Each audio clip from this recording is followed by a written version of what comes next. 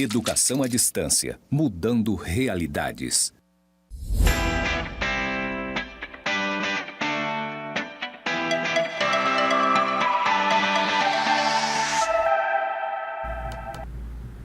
Olá, vamos para a nossa unidade 2? É isso aí, já toda a licença lá da unidade 1, agora a gente vai entrar em limitações ao poder de tributar, combinado? Olha só, aula número 2 aqui na tela comigo. Falando mais uma vez sobre a bibliografia recomendada, não se esqueça de acessar os livros lá em minha biblioteca. O material utilizado foi o Direito Tributário Facilitado, de Rafael Novaes, e Direito Tributário Essencial, de Eduardo Sabag. Não deixem de fazer a leitura, porque o roteiro ele foi todo produzido com base nesses livros, e aí lá no roteiro tem toda a indicação das páginas que você deve ler para desenvolver todo o conteúdo, para estar acompanhando as nossas aulas, tá? Só um comentário aqui com você também. Lá dentro do nosso roteiro tem também os linkzinhos dos vídeos que nós selecionamos para você lá do YouTube, tá? Então, dentro do nosso roteiro, você vai ver lá a indicação desses livros. Leia o livro de Rafael Novaes, da página Tanto a Tanto, tem lá a edição do livro, todos os detalhes para você localizar o livro lá dentro da minha biblioteca no SUAP, tá? E também é importante que você veja os vídeos que foram recomendados dentro daquele roteiro, tá? Esses vídeos vão estar contribuindo de forma significativa para você ter um bom aprendizado da disciplina. Então, vamos de fato aqui para a nossa tela, vamos começar aqui com os limites ao poder de tributar. Olha só, segundo Rafael Novaes, que é o livro que nós estamos utilizando dentro dessa temática, a Constituição Federal de 88, ela consagrou dentro do Sistema Tributário Nacional, que você já sabe que começa no artigo 145, vai até 162, lá na seção 2, para abordar as denominadas limitações ao poder de tributar, estruturando um conjunto integrado de princípios e regras que devem ser respeitados pelos entes políticos como forma de legitimar a cobrança de seus tributos, tá? Olha aqui para mim. Quando eu falo aqui entes políticos, tá, pessoal, a gente está se referindo aos entes políticos como União, Estados, Distrito Federal e os municípios, tá? Que não são os nossos representantes eleitos, não, são os entes políticos no sentido de União, Estado, Distrito Federal e municípios, tá bom? Lembrando que dentro dos limites ao poder de tributar, fazendo essa introdução, já comentei com vocês na unidade anterior, mas nós sabemos que as limitações de poder de tributar, elas englobam os princípios e as imunidades tributárias. Dentro dessa unidade aqui, a gente vai trabalhar os princípios. Vocês vão ver como é importante saber desses princípios, porque toda vez que o poder público vai produzir alguma lei, ou ele vai majorar uma alíquota, ou vai diminuir, vocês vão ver que ele tem que respeitar esses princípios tributários, tá? E também respeitar também a questão das imunidades também, tá? Vamos aqui na tela. O poder de tributar não será concedido de forma ilimitada pela União, tá? Ou seja, a União não tem poder para falar, para determinar, hoje eu vou fazer tal tributação, hoje eu vou querer um imposto novo, hoje eu vou querer isso, Não é assim, tá? O poder de tributar não será concedido de forma ilimitada para a União, nem para os estados, nem para o Distrito Federal e nem para os municípios, tá? Pois os nossos entes políticos encontrarão um conjunto de normas constitucionais que refreiam, tá? Refreiam a sede de arrecadação, obstando, ou seja, impedindo a existência de abusividade contra o contribuinte. A cobrança de tributos não será feita, portanto, de forma desarrazoada, tá? Ela não é feita de qualquer forma. Ela tem esses freios, ela tem essas limitações. Apesar do dever social em colaborar com a manutenção da máquina pública, o cidadão contribuinte também gozará de direitos e garantias protetoras de sua condição humana e social, externando o dever do poder público em respeitar os princípios estampados na Carta da República, ou seja, na nossa Constituição Federal. Aí vocês vão ver aqui que esses princípios, eles trazem limitações como, por exemplo, olha um exemplozinho rapidinho aqui para você entender. A gente vai descobrir já que nós temos o princípio por exemplo, princípio da anterioridade, tá? Aí tem anterioridade anual e anterioridade nonagesimal. Aí vocês vão ver que, por exemplo, se o poder público ele quiser, de repente, aumentar a alíquota de um tributo, ele não vai poder simplesmente falar assim, ó, a partir de hoje, essa alíquota de 10 vai passar a ser 15 e, de repente, o contribuinte vai ter que pagar. Existem algumas exceções que a gente vai ver, que são os tributos, os impostos que têm caráter extrafiscal, ou seja, que essa extrafiscalidade está diretamente ligada com o poder público estar fazendo alguma interferência na atividade econômica, que é importante também, como por exemplo no imposto de importação, no imposto de exportação, onde o poder público pode estar atuando ali, de fato, a preservar a economia do nosso país, né? Então, vocês vão ver que existem vários tributos, vários impostos que eles não podem, de repente, passar a existir e você já tem que pagar, ou que a alíquota dele vai ser majorada e de repente você vai tomar um susto. É por isso que ele também é chamado de princípio da não surpresa, tá? Esse exemplo é o princípio da anterioridade, tá? É por isso que eu estou falando para vocês que não pode ser feito de qualquer forma. Ó, eu posso instituir determinado tributo, mas ele tem que ter um tempo para passar a valer. Por exemplo, ele vai ser criado esse ano, mas ele só pode ser cobrado a partir do ano que vem. E tem algumas que, além de ser criado esse ano, ele tem que ter um lapso temporal de 90 dias, que é o princípio da anterioridade nonagesimal, para passar a ser cobrado. Como, por exemplo, se tem um imposto que ele teve uma alíquota majorada em dezembro deste ano, tá? Dezembro de 2021. Imagina se a partir do ano que vem ele já tem que ser... se o contribuinte já vai ter que passar a pagar a partir do ano que vem, né? Então, o que acontece? Princípio da anterioridade nonagesimal, ou seja, tem que esperar um lapso temporal de 90 dias para que ele possa ser cobrado. Portanto, se ele for instituído ou majorado em dezembro, vai ter que esperar fazer um mês em janeiro, 2 meses em fevereiro e 3 meses em março. Só que, lembrando, eu falei meses, tá? Mas a lei fala que são 90 dias, tá? Não vamos contar em meses, igual eu fiz aqui, porque foi só um exemplo, porque a gente tem que lembrar que fevereiro não tem 30 dias, dezembro, se eu não me engano, tem 31 dias, e tudo isso vai estar implicando nessa conta, tá?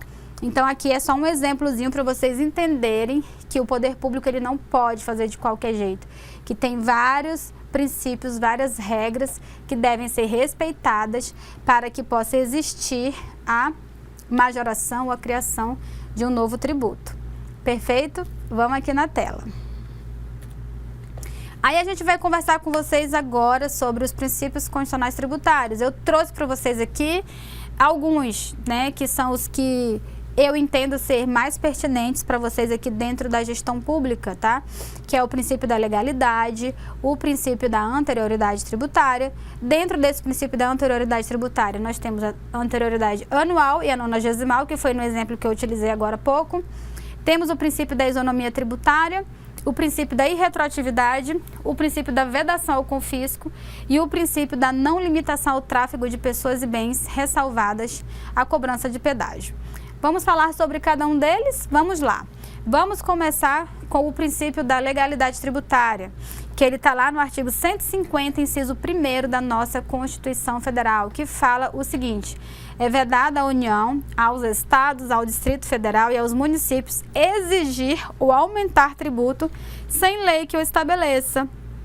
Portanto, aqui estamos diante do princípio da legalidade, onde o nosso legislador, o nosso poder constituinte originário, disse que tem que ter lei para aumentar ou exigir tributo, tá?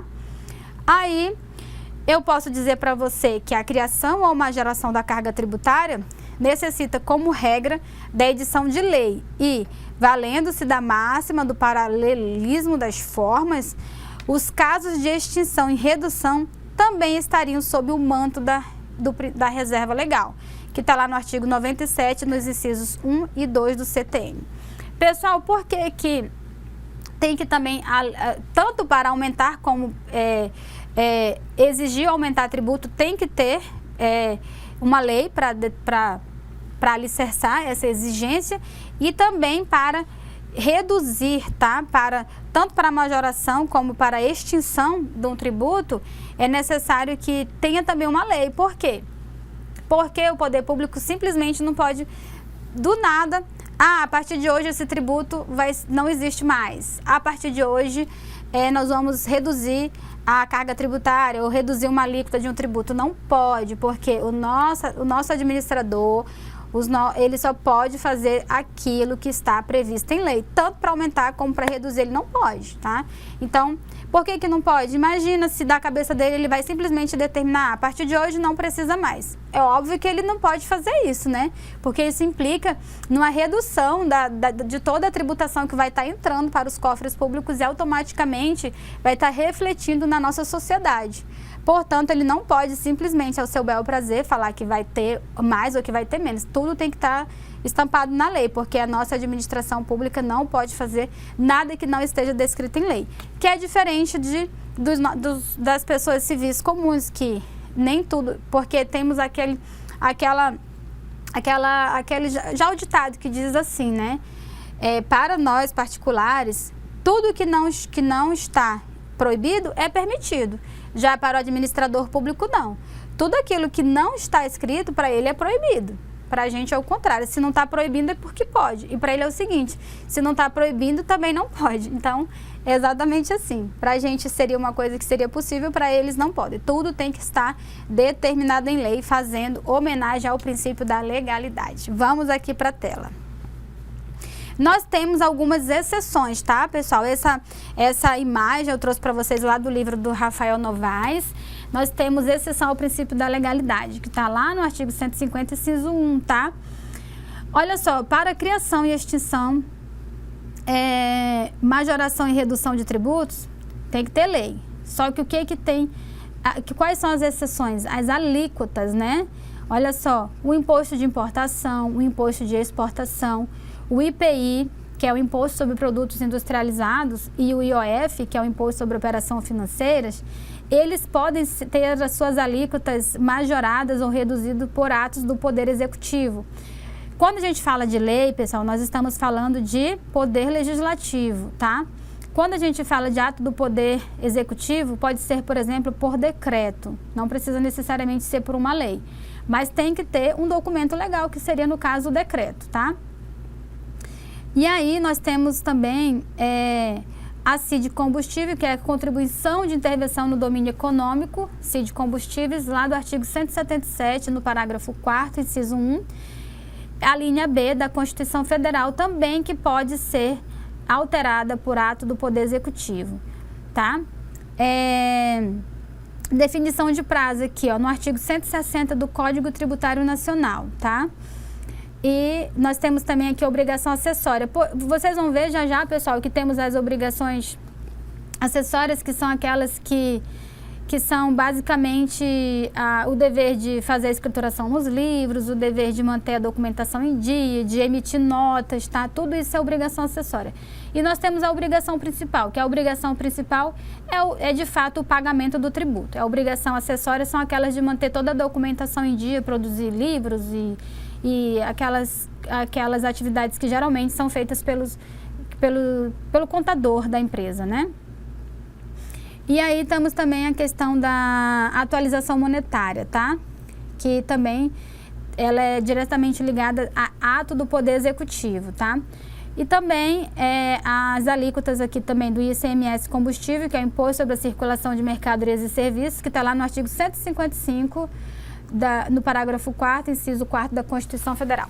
Então, vocês podem ver aqui, nesse quadrinho que eu trouxe para vocês, que tudo tem que ser feito por lei, mas até o princípio da legalidade tem exceção. Por quê?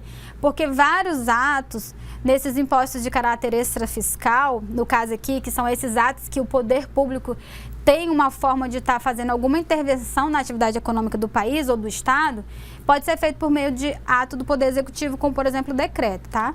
Mas tem que ter uma norma legal, ou seja, o decreto ou a lei, enfim, não é do nada, como eu falei para você. Então, a exceção é que não precisa de uma lei, geralmente pode ser, dependendo do tributo, a Constituição exige que seja feita por lei complementar, e quando ela não fala nada é porque pode ser por meio de lei ordinária, tá?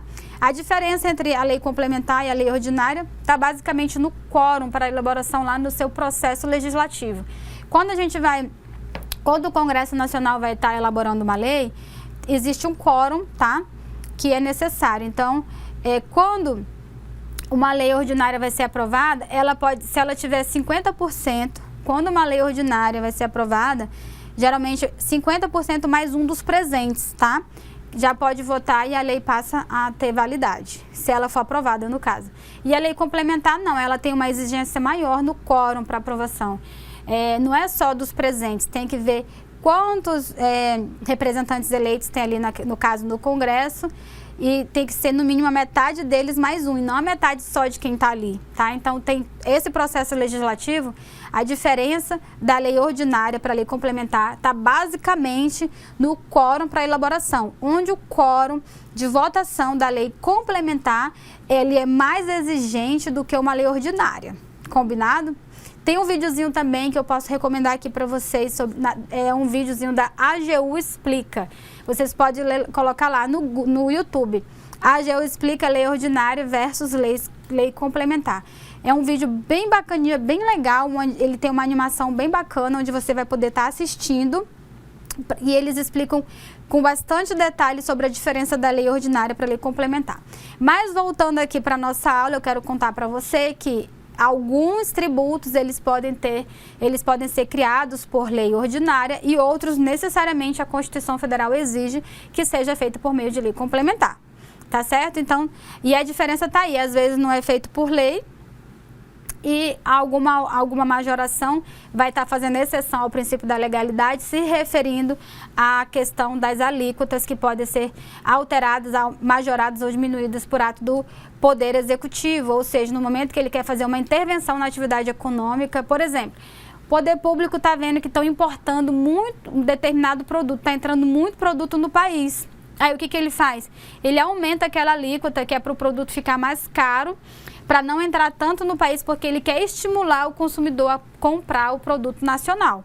Então, isso é uma forma de ele fazer uma intervenção numa atividade econômica, ou seja, é um tributo que tem um caráter de extrafiscalidade, tá? E aí, alguns tributos são de caráter fiscais mesmo, porque a ideia dele é basicamente encher os cofres públicos, é arrecadar dinheiro para a manutenção dos gastos da sociedade como um todo, para pagar servidor público, saúde, segurança, educação, para a manutenção da máquina pública como um todo. Esses impostos, esses tributos que entram nos cofres públicos para a manutenção dos estados, eles são classificados como tributos fiscais, e esses impostos que a ideia dele é o poder público poder a qualquer momento estar mexendo nele para poder fazer interferência na atividade econômica, são denominados de tributos de caráter extrafiscais, tá? Vamos dar continuidade aqui na tela. Vamos falar agora sobre o princípio da isonomia tributária, tá? A isonomia no direito tributário nada mais é do que a igualdade do direito constitucional, tá? Dentro do Sistema Tributário Nacional, lá do artigo 150, no inciso 2 da Carta Magna, ou seja, da nossa CF, ela externa a regra de proibição quanto à União, os Estados, Distrito Federal e município instituírem tratamento desigual entre contribuintes que se encontrem em situação equivalente, tá? O princípio da isonomia tributária determina que os contribuintes recebam do poder público o mesmo tratamento quando em situações equivalentes, podendo, entretanto, existir diferenciação tributária em casos pontuais de desigualdade, objetivando ajustá-las. Então, esse princípio da isonomia, ele está relacionado a tratar com igualdade, os iguais, e com desigualdade, os desiguais, tá? Então, por exemplo, se eu sou professora aqui no caso, sou professora do IFRO, aí tem um outro professor do IFRO, geralmente, a gente não pode ter distinção, tá? Ou pelo cargo, ele é um deputado, então não pode, tá? Então tem que ser tudo, essa questão, por exemplo, do imposto de renda. Eu não posso pagar mais imposto de renda do que o outro que tem a mesma renda que a minha. Então, a gente vai ter que ser tratado com igualdade, tá? E aí, vamos passar aqui para ainda falar aqui na telinha para vocês um pouquinho sobre a questão da isonomia, tá? A isonomia tributária, ela também será utilizada como elemento base para a existência de outro importante princípio constitucional, que é o princípio da capacidade contributiva, tá?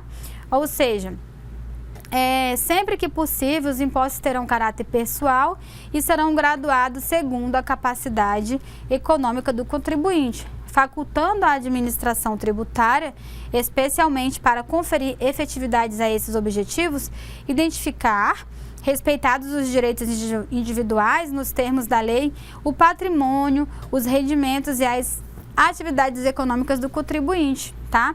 E aí um clássico exemplo da aplicação desse princípio, a gente pode citar a incidência do imposto de renda, como eu acabei de contar para vocês no exemplo anterior, tá? Em que as alíquotas são progressivas mediante o que o contribuinte passa a obter maior renda ou provento de qualquer natureza. Ou seja, nós sabemos que o imposto de renda tem alíquotas, tá? E o topo dessas alíquotas é 27,5%, ou seja, quem ganha mais, paga mais, quem ganha menos, paga menos.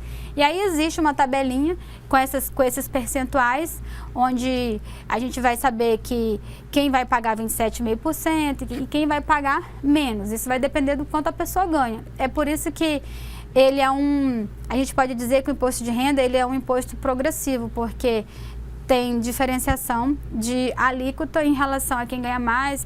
Quem ganha mais, por exemplo, quem ganha 20 mil reais, por exemplo, vai pagar 27,5% de imposto de renda desses 20 mil reais, porque é a alíquota que é colocada para quem ganha acima de tantos mil reais, por exemplo, tá?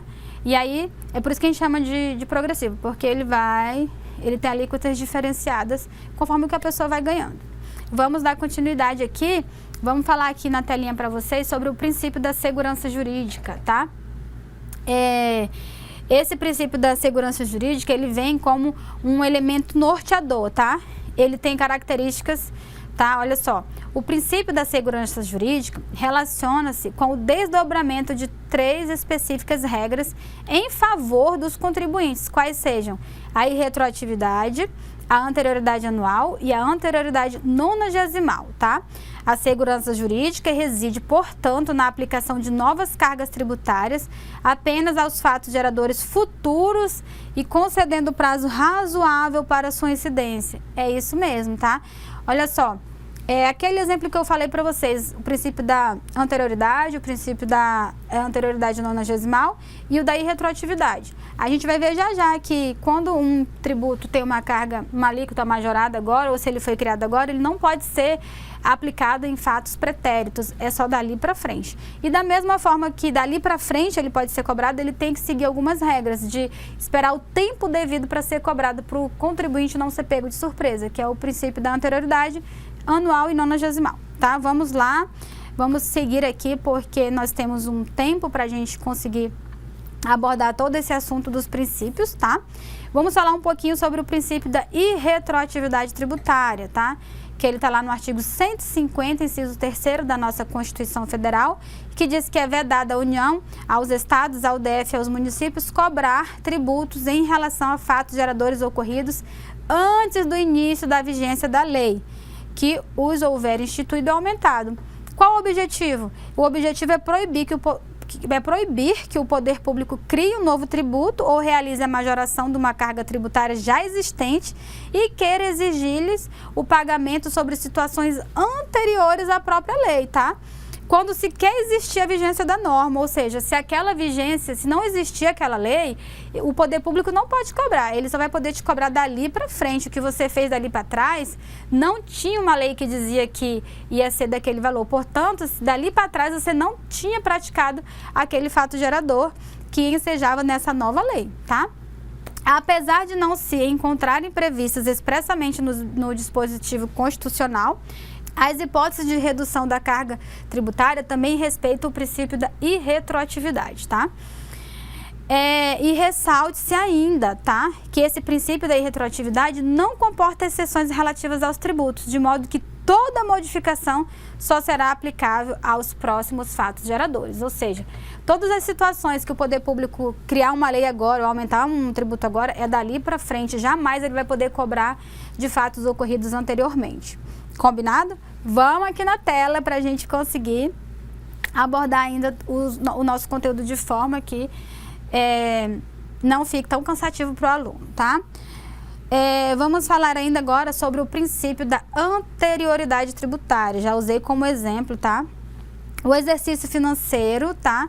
Coincidirá com o ano civil, correspondendo ao calendário comum adotado, iniciando em 1º de janeiro e findando em 31 de dezembro, tá? O objetivo do princípio da anterioridade é impedir que a União, os estados, o DF e os municípios realizem a criação ou a majoração de tributo e passem a lhes exigir dentro do mesmo ano de publicação da respectiva lei. Sabemos que tem exceções, já contei para vocês que o imposto de importação, de exportação, o IOF, o IPI, que eles têm caráter extrafiscal, eles não vão estar respeitando não vão estar se submetendo a esse princípio, porque existe uma necessidade maior, né? A própria lei, ela traz exceções, tá? Estando o poder público impedido de cobrar-lhes sobre períodos passados em face da irretroatividade, bem como a impossibilidade no ano da publicação da lei, no ano da publicação pela anterioridade anual, restando-lhe aguardar o próximo ano para iniciar a exigibilidade da cobrança, ou seja, da exação. E aí nós vamos falar aqui um pouquinho sobre a anterioridade anual, tá? A gente já sabe o que significa anterioridade e aí a gente vai entrar vamos detalhar como é que funciona a anterioridade anual. Mas atenção! Na anterioridade anual, encontramos algumas exceções que permitirão a aplicação de nova carga tributária, criação ou aumento ainda no mesmo exercício financeiro. E aí, levando em consideração as medidas de urgência, por exemplo, calamidade, guerra, ou mesmo políticas de proteção extrafiscal da tributação, nós encontramos lá no artigo 150, no parágrafo 1º da Constituição Federal, a exceção que engloba os empréstimos compulsórios para calamidade pública e guerra. Lembrando que tem empréstimos compulsórios de investimentos que eles não estão aqui, tá? Nesse caso, são os empréstimos compulsórios para calamidade pública e guerra. Nós temos o II, que é o imposto de importação, o imposto de exportação, o imposto sobre produtos industrializados. Temos também o IOF e os impostos extraordinários de guerra, tá? Esses são exceções ao princípio da anterioridade anual, porque eles têm necessidade de uma certa urgência para que possa ocorrer, de fato, a sua cobrança. Aí nós temos também a redução e o restabelecimento das alíquotas do ICMS combustíveis e também a redução e restabelecimento das alíquotas das CID combustíveis, que CID combustíveis, já comentei com vocês no bloco anterior, que é contribuição de intervenção no domínio econômico, tá? E ainda nós temos previsão lá no artigo 195, parágrafo 6º da Constituição, a instituição ou modificações das contribuições sociais de seguridade social, apenas no que for em relação às contribuições de seguridade social. Porque nós já sabemos, pessoal, que a gente vai estudar lá na frente, em espécies tributárias, as contribuições sociais. Nós vamos estudar as contribuições especiais. Dentro das contribuições especiais, que são uma das espécies tributárias, nós vamos ter as contribuições sociais, as contribuições de intervenção no domínio econômico, as contribuições que são destinadas às entidades de classe, como por exemplo o AB, como por exemplo o CREA, né?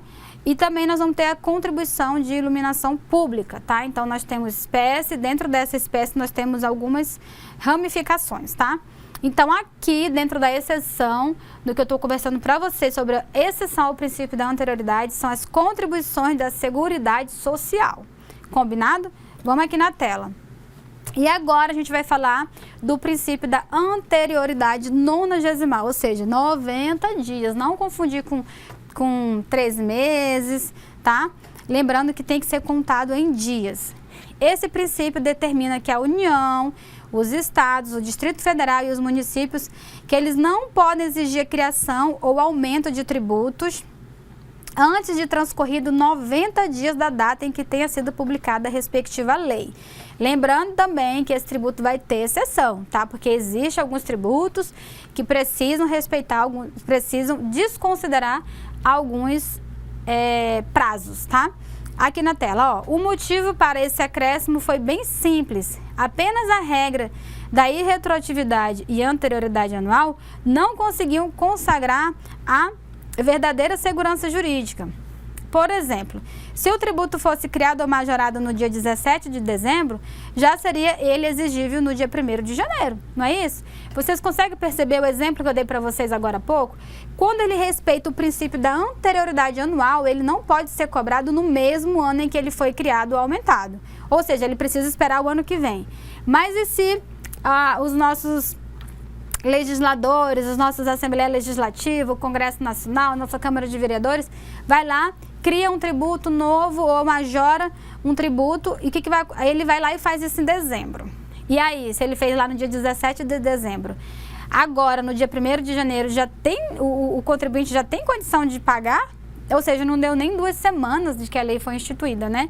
Então, esse princípio da anterioridade, ele entrou lá em 2003, por meio de uma emenda constitucional, tá? Que aí falou assim, ó, já que está sufocando o contribuinte, lá quando a gente faz a criação de tributos em dezembro, por exemplo, então a gente vai colocar que além de respeitar a virada do ano, né, o calendário no caso, vai ter que esperar também 90 dias. Aí a gente vai ver quais são as exceções para o tributo aqui, tá bom? Ó, tem semelhança à anterioridade anual, tá? Também existem importantes exceções à regra da anterioridade nonagesimal. Tá? Levando em consideração medidas de urgências ou protetivas ou o quê? Finalidade extrafiscal da tributação, lá no artigo 50, no parágrafo 1º da Constituição Federal, ele determina situações em que não haverá aplicação do prazo de 90 dias, tá? Quais são essas situações? Empréstimos compulsórios para calamidade pública e guerra, portanto, sabemos que é uma situação de urgência, está tendo uma guerra no país, imagina ter que esperar para o ano que vem e ainda ter que esperar mais 90 dias nesse lapso temporal. Não é, pessoal, lembrando, tá? Não é para o ano que vem mais 90 dias, como eu acabei de falar, só para ficar bem claro. Além de ser no ano que vem, tem que ter um lapso temporal de 90 dias. Esses 90 dias não conta do dia 1º de janeiro, ele conta a partir da publicação da lei, certo? Só para ficar claro esse detalhe. Vamos voltar aqui. Falei de empréstimos compulsórios para calamidade pública e guerra. Também temos o imposto de importação, o de exportação, o imposto de renda também, tá? O imposto sobre operações financeiras e imposto extraordinário de guerra, tá? E também a fixação da base de cálculo do IPVA e do IPTU. Olha só o detalhe aqui, tá? Eu estou falando aqui da fixação da base de cálculo do IPTU e do IPVA. Não estou falando de alíquota, tá bom? É diferente. Então, quando vocês forem fazer uma prova, fiquem bastante atentos, tá? Porque esse curso também é para a galera que quer fazer concurso público, né? E sempre também tem vários concursos que também cobram direito tributário. E aí vocês fiquem atentos se o comando da questão vem falando da base de cálculo ou da alíquota, tá? Nesse caso aqui, o texto constitucional, ele traz falando sobre a base de cálculo e não de alíquota. Vamos aqui ao princípios as exceções a esses princípios da anterioridade. Também, esse quadrinho aqui foi extraído lá do livro do Rafael Novaes, que está na minha biblioteca, um livro maravilhoso, é um livro de direito tributário facilitado e, de fato, ele é facilitado mesmo. Olha só, as exceções ao princípio da anterioridade anual. Empréstimos compulsórios de guerra ou calamidade, o imposto extraordinário de guerra, que está lá no artigo 154, inciso 2 da CF. Nós temos o imposto de importação, de exportação, o imposto sobre produtos industrializados e o IOF. Nós temos também contribuições sociais de seguridade social e o ICMS e ICMS combustíveis e CID de combustíveis também. Esses vão respeitar o princípio da anterioridade anual. Então, eles vão ter, se eles forem instituídos, por exemplo, em 2020, só vão poder ser cobrados. Não, eles mesmo sendo instituídos em 2020, eles vão poder ser cobrados em 2020, porque eles são exceção ao princípio. Ou seja, eles não precisam obedecer ao princípio. E os que também não precisam respeitar a anterioridade nonagesimal são os empréstimos compulsórios de guerra e calamidade, também o imposto extraordinário de guerra, também o IE, aqui já não é o IPI, já é o imposto de renda e o imposto sobre operações financeiras. Viram que a diferença entre esses dois quadrinhos aqui, a diferença está entre o IPI, que é o imposto sobre produtos industrializados, e o imposto de renda, tá? A diferença está nesses dois, tá? E também a base de cálculo do IPVA e do IPTU, que está lá no artigo 155 e artigo 156 da Constituição Federal. E aí vocês vão poder passar essa aula bem devagarinho, tá? Vão poder voltar e vão poder...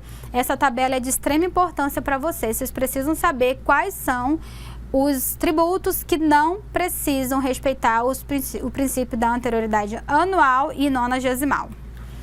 E aí a gente vai falar agora sobre o princípio da vedação ao confisco, tá?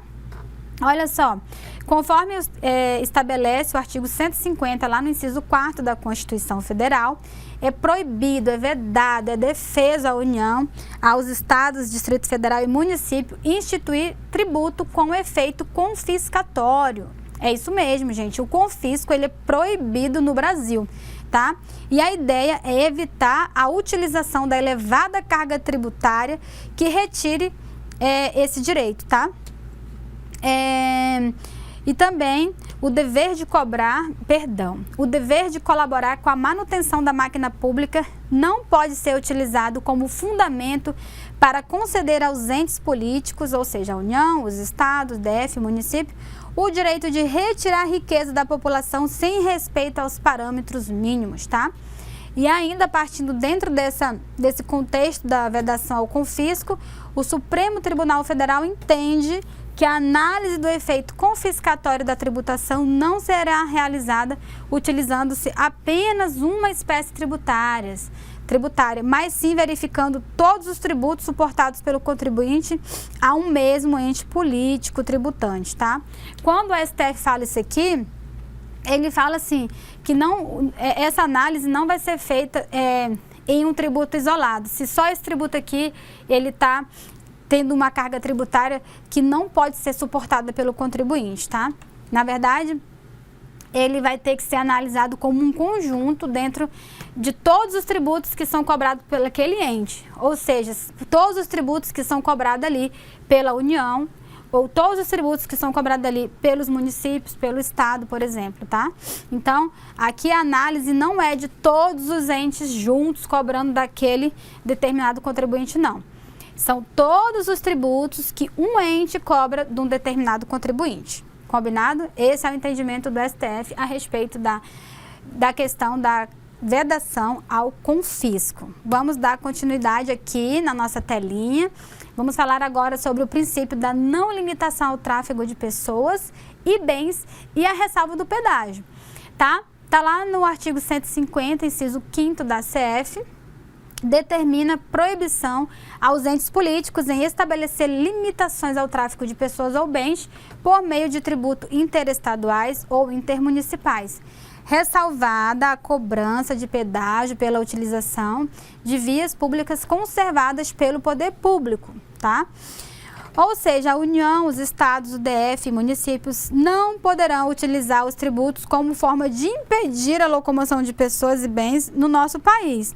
Mas há exceções, tá, pessoal? Para tudo tem exceção. Aqui a exceção é a cobrança de pedágio e a cobrança do ICMS, tá? A gente já viu que tem exceção até para o princípio da legalidade. Portanto, em vias públicas que são conservadas pelo poder público ou que são conservadas por particulares, que são aquelas empresas que ganham, que participam de licitações e tem a concessão para poder estar fazendo a administração e a manutenção daquela via pública. Aí sim, a gente já viu que quando a gente viaja de carro, aí aqui em Rondônia não tem, né? Ainda não vi nenhum pedágio, mas aí para fora tem bastante empresas que pegam contrato de concessão e passam a fazer a manutenção e a organização daquela via pública, e aí tem a cobrança de pedágio. Então, o próprio texto constitucional, ele traz essa exceção, tá? Em relação ao pedágio. Sabemos também que quando ele fala de pessoas e bens, nós sabemos também que o ICMS, que é o Imposto sobre a Circulação de Mercadorias e Serviços, também é uma exceção a esse princípio. Combinado? Então, vamos passar aqui na telinha. Agora, eu vou trazer para vocês as nossas referências. Eu preciso que vocês vejam a Constituição Federal, preciso que vocês tenham ao ladinho de vocês no estudo o Código Tributário Nacional e fiquem também com a leitura do livro que foi recomendado nesse capítulo aqui, nessa unidade. A gente trabalhou com o Rafael Novaes, que é de extrema importância para o conhecimento de vocês.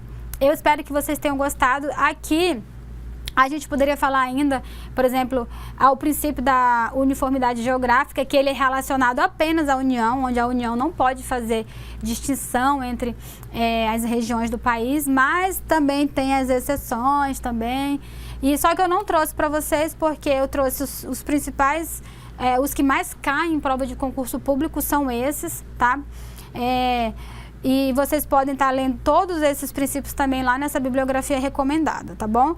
Aqui os principais para vocês, eu espero que você tenha gostado, eu espero que você tenha de fato entendido que os princípios constitucionais, eles são verdadeiras limitações ao poder de tributar. Combinado? Então a gente vai falar sobre imunidade tributária na próxima aula. Um abraço!